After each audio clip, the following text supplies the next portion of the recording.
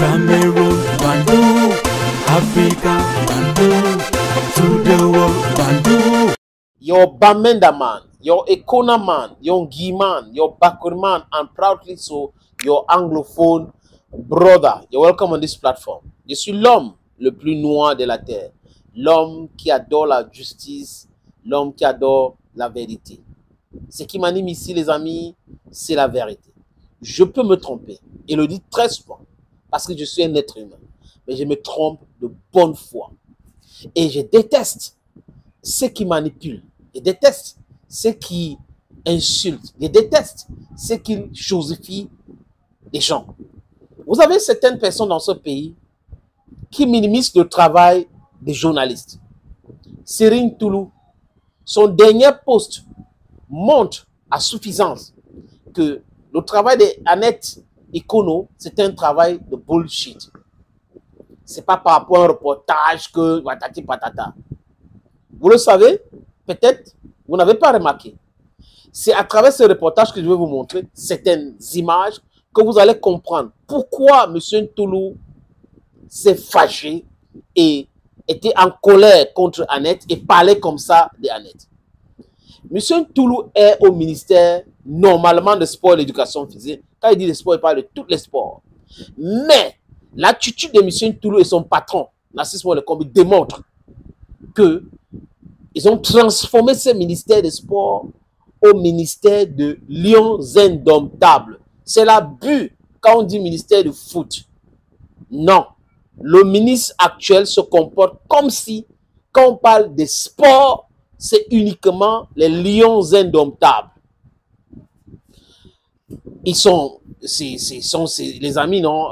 André Onana, l'homme qui refuse de donner son passeport, après il commence à nier autre, alors que la vérité est là, et il cite les gens et autres. Donc vous voyez que on est dans un pays terrible.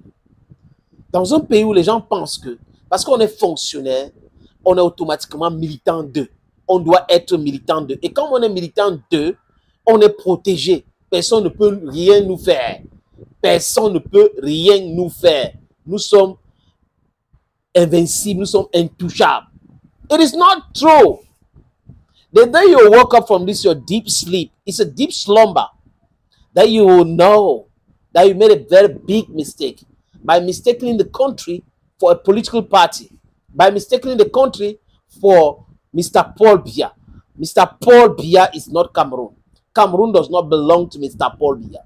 So when the minister is behaving the way he's behaving, and then his collaborators too are behaving the same way, are fighting an unjust war, creating confusion everywhere, attacking people because people are saying their minds, and then they think will digest this whole idea of them being intellectuals.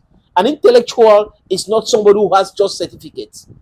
An intellectual is somebody who impacts its society, who transforms the society, who can, who will, who uses his intelligence to do something positive for the society. But what we see here in Cameroon is some empty-headed people with the brain of hard drives, who they have the certificate, and then they think it's because they have this certificate that automatically it makes them people who are intelligent.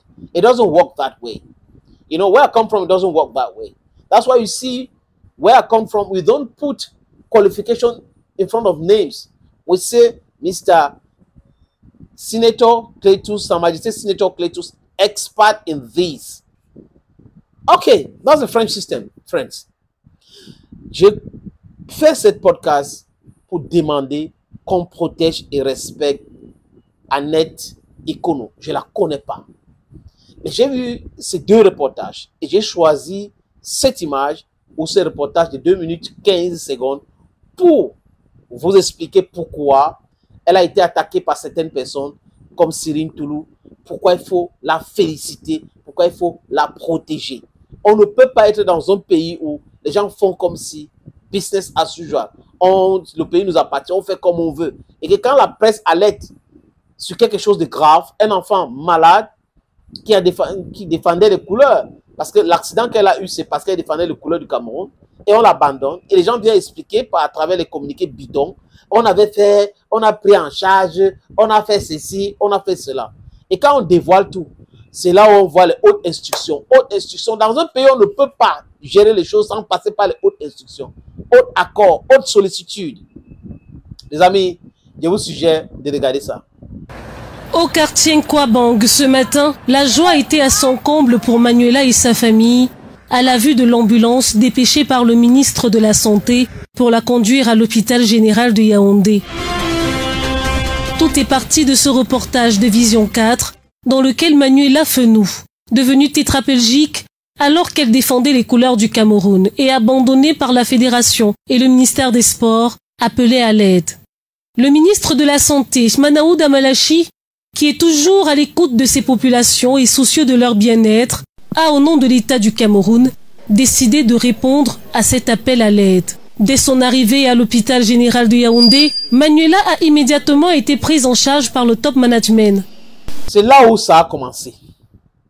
Vous pensez que c'est tout? Non, je vais vous montrer maintenant la réaction du directeur de l'hôpital général. Parce que quand Annette fait ce reportage, qu'est-ce qui se passe-t-il? Le ministre de Santé n'a pas réagi par des hautes instructions. Tout de suite, le ministre envoie l'ambulance, prend cet enfant et amène à l'hôpital général. Et dit, comme la suite, le directeur va dire, les amis, que vous devrez prendre en charge cet enfant. Si il s'agit même de l'envoyer à l'étranger pour la faire soigner, vous dites clairement que nous ne pouvons pas ici parce que notre plateau technique ne nous permet pas de le faire. On écoute le directeur de l'hôpital général de Yaoundé. Et donc l'évaluation est en train d'être faite par les neurochirurgiens de l'hôpital général. Et ensuite, un compte rendu sera adressé au ministre de la Santé qui nous a demandé de penser à toutes les éventualités allant aux besoins jusqu'à son évacuation sanitaire. Et l'enfant est très content par rapport à tout cela. Et avoir les médecins, la mobilisation autour d'elle, ça fait 3 ans que cette petite fille Manuela Fenou était à la maison, alitée, sa maman souffrait, une veuve. Et après, on comprend, le premier reportage d'Annette Ikono a aidé à ce que le ministre réagisse. Et ce n'est que normal qu'elle fasse encore un autre reportage pour dire voilà, on remercie. Les amis, je vous suggère d'écouter Manuela Fenou. Voilà, j'allais dire Ikono, c'est Manuela Fenou. Avec les propos du directeur général, je me vois déjà être prise en charge et avoir une amélioration dans mon cas. Et sa maman aussi va réagir. Sa maman réagit, elle est contente par rapport à tout ce qui se passe autour de son enfant. En fait, il y aura une solution. Elle n'avait plus rien. Et l'argent de contribuable va aider maintenant à soigner cet enfant. On écoute sa maman. Me manque, je suis tellement contente. Les mots me manquent vraiment. À l'endroit de Vision 4, sans qui ceci n'aurait été possible, elles ne sont pas restées indifférentes. Bon, depuis le reportage de Vision 4, les choses avancent vraiment très bien. Et la suite maintenant, les amis, c'est là où je dis, on doit protéger Annette Ikono et la respecter aussi. C'est très important. C'est la fin de son papier, certainement, qui a heurté les gens au ministère des Sports. Je tiens à remercier la chaîne Vision 4 ainsi que Madame Annette Ikono pour son aide face à ma situation. C'est grâce à elle que tout ceci se fait. Les cas comme celui de Manuela Fenou, on en compte par dizaines au Cameroun et on serait en droit de se demander que fait le ministère des Sports qui est prompt à réagir lorsqu'il s'agit du football, en attendant des réponses qui ne viendront sûrement jamais. Devant à la gloire de Marc Brice et de ses valeureux fouleurs de Lyon Zendo. Je dis les choses clairement. Si c'était le football, on devait voir Narcisse Moué le commis. Mais comme ce n'est pas le football, on ne le voit pas. Et la réaction de Cyril Toulou démontre encore que c'est ça. Parce que la façon qu'il s'est énervé pour écrire sur Facebook, on a compris que c'est bien cela. C'est à partir de cette conclusion, de ce reportage, que les gars là se sont fâchés contre Annette Ikono. Mais quoi? Quoique, elle a fait son travail. Et il faut la féliciter, la protéger. C'est ça le truc. Il faut la protéger. Vous savez, quand elle a posté aussi que Samuel Eto'o va prendre en charge l'évacuation sanitaire, ça a irrité les Serine Toulou. Et vous avez vu, ils ont commencé avec des hautes instructions, hautes ceci, parce que là, c'était une honte. C'était une honte. Donc, j'ai l'impression que même les arnaqueurs, quand ils ont fait ça, parce qu'ils ont appelé avec l'intelligence artificielle, c'était pour mettre la pression. Et cette pression fonctionne à l'heure où je vous parle. Cet enfant serait à évacuer du Cameroun pour l'opération et elle va se porter très bien. Thank you, friends. And bye for now.